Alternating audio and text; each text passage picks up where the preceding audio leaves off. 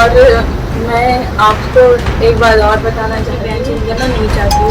मेरे माँ बाप ने मुझे बहुत ही मार पीट के बयान बदल दे, उस लड़के को फंसा दे, ऐसा उन्होंने मुझसे कहा। मुझे नहीं रहना था, इसलिए मैं वहाँ से निकल आई। हाँ, एक बात और कहना चाहती हूँ मैं अपने पापा से कि वो पुलिस वाले हैं, पुलिस वाले होते साथ थे, वो क्या क्या काम करते हैं, क्या क्या लेके आते थे, घर पे लाते थे, कहाँ सप्लाई करते थे, ये भी मुझे बहुत अच्छे से पता है। इसीलिए कह रही हूँ शांत बैठ जाओगे तो अच्छा रहेगा, क्योंकि इधर उधर के जब ये मुकदमे करा रहे हो, मुकदमे कराना बंद कर दो, ताकि मैं रह सकूं सुकून से। कुछ कमा के देने तो आ नहीं रहा है, घर में आऊंगी नहीं, उससे मेरा कोई कांटेक्ट नहीं है, घर आऊंगी तो तुम फिर से मार दोगे, इसीलिए मुझे मरना है नहीं। मेरा नाम संजना है और मैं आपको एक बात और बताना चाहती हूँ कि मैंने अभी कुछ दिन पहले 17 तारीख को रात में एक वीडियो अपलोड की थी कि मेरे घर वालों ने मुझे मारा है और मार पीट के मुझे रखा है। घर ले गए थे मेरे बयान कराने के बाद।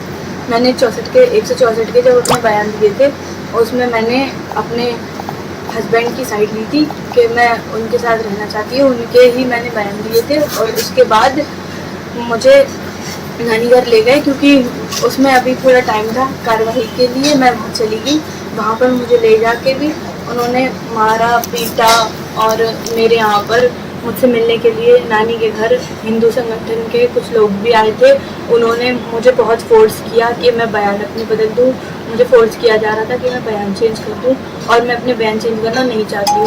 मेरे माँ बाप ने मुझे बहुत ही मार पीट के बयान बदल दे, उस लड़के को फंसा दे, ऐसा उन्होंने मुझसे कहा। मुझे नहीं रहना था, इसलिए मैं वहाँ से निकल आई। मैंने सोचा कि मैं बस इतना ही बोल के डाल दूँ कि अर्शद मुझसे कांटेक्ट कर लो, कि मैंने नीचे लिखा भी था कि मैं जहाँ पहली बार तुमसे मिली थी वहीं आके मुझसे मिल लेना, लेकिन उन्होंने मुझसे कोई कांटेक्ट नहीं किया। इसीलिए मैं वहाँ से अपनी फ्रेंड के यहाँ चली गई और अभी भी मैं वहीं रह रही हूँ। और मैं ये वीडियो अभी अपलोड इसलिए कर रही हूँ क्योंकि मेरे पहले वीडियो जो मैंने डाली थी उसका कोई रिजल्ट मुझे नहीं मिला। दूसरी चीज़, अभी मैंने न्यूज़पेपर में पढ़ा कि मेरे हस्बैंड का नाम पे और उनके साथ में और 3 लोगों के नाम हैं, उन पे मुकदमा दर्ज करा दिया गया है।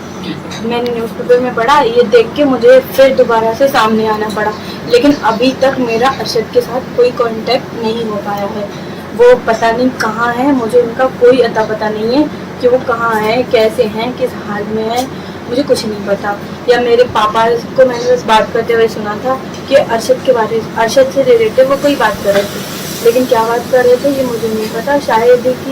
शायद उन्होंने कुछ कर दिया है उनके साथ, या किस हाल में वो हैं इसकी मुझे बिल्कुल नहीं पता। अब मैं चाहती हूँ कि मेरे सपोर्ट में पुलिस भी मेरा सपोर्ट करे, लेकिन वो नहीं कर रही है। पूरा सपोर्ट मेरे घर वालों का कर रही है, पूरे सपोर्ट में है, और उन्हीं के ज़रिए से मुझे नानी के घर भेज दिया गया था। जिस पक्ष में मैंने बयान दिए थे उस साइड मुझे नहीं भेजा गया था।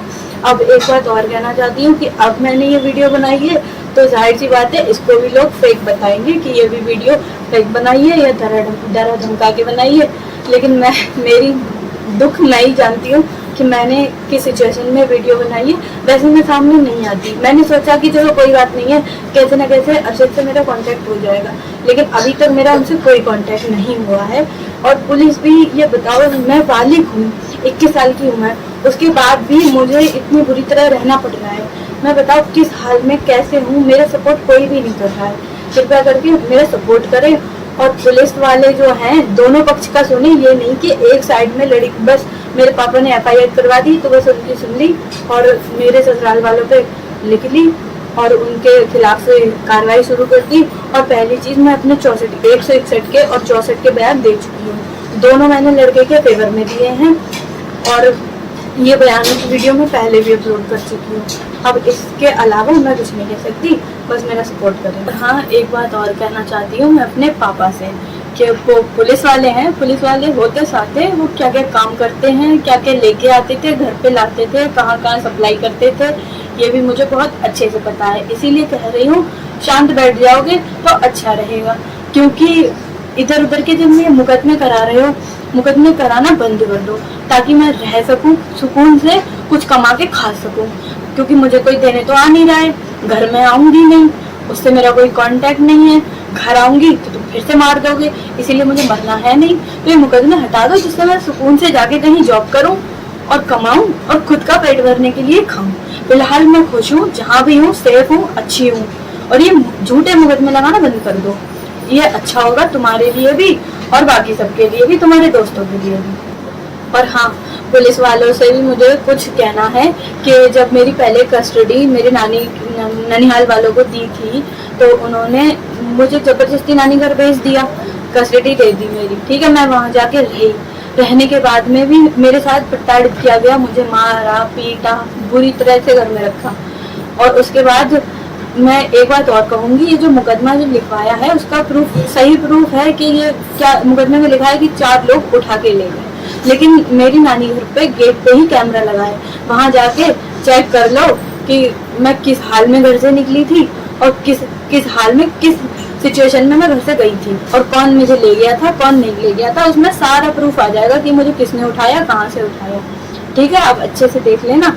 और बाकी दोबारा से एक बात और, अभी तुम्हारा पहले भी मैं इसी मुकदमे के बयान दे चुकी हूँ, ठीक है। बयान मैंने फेवर में दिए कि मैं लड़के के साथ थी, अब मैं लड़के के साथ नहीं हूँ, अभी मेरा उससे कोई कांटेक्ट नहीं हुआ है। अभी फिर मुझे बयान देने के लिए ले जाएंगे, फिर मेरे घर वालों से मिलाएंगे। अब मैं अपने घर वालों से बिल्कुल नहीं मिलना चाहती हूँ 1% भी। अच्छा होगा कि ये मुकदमा खारिज कर दिया जाए। ये ऊपर जा जाके बातें कर रहे हैं कि वो उसके ऑर्डर से इसके ऑर्डर से मुकदमा करवा रहे हैं, मुकदमा करवाने से कोई